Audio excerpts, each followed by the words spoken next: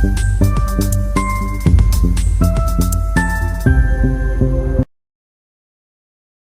लेते हैं मार्केट है किस हिसाब से बायर और सेलर को बिठाने की कोशिश किया। यहाँ पर देखो निफ्टी तो मोमेंटम नहीं किया, कंप्लीट साइडवेज लेने की कोशिश किया।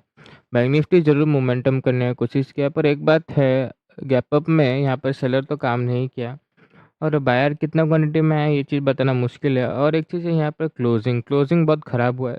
55,500 के ऊपर बैंक निफ्टी क्लोज हुआ है और निफ्टी का भी क्लोजिंग हुआ है 24,000 के ऊपर हुआ है। तो ऐसे में मेरे को नहीं लगता कोई भी सेलर काम कर पाएगा। तो तुम ये मान के चलो, ये जो रेंज है इसमें बायर सेलर दोनों है और बायर का क्वांटिटी ज़्यादा है।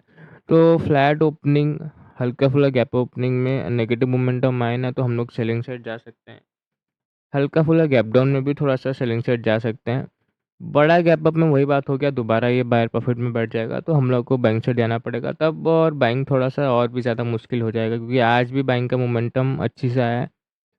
तो हम लोग को ओपनिंग ठीक मिलना चाहिए, फ्लैट हल्का फुल्का गैप अप भी चलेगा या गैप डाउन चलेगा। ये तीनों सिनेरियो में नेगेटिव मोमेंटम वगैरह देख के वही बात है जिसका जैसे कि मैं कल बोला था, स्विंग का ब्रेकडाउन वगैरह देख के सेलिंग साइड चले जाना, क्योंकि बाइंग ही ज़्यादा हुआ है as compare to selling. On the spot situation थोड़ा चेंज हो सकता है, प्रॉपर कंफर्मेशन के साथ ही ट्रेड करना। धन्यवाद।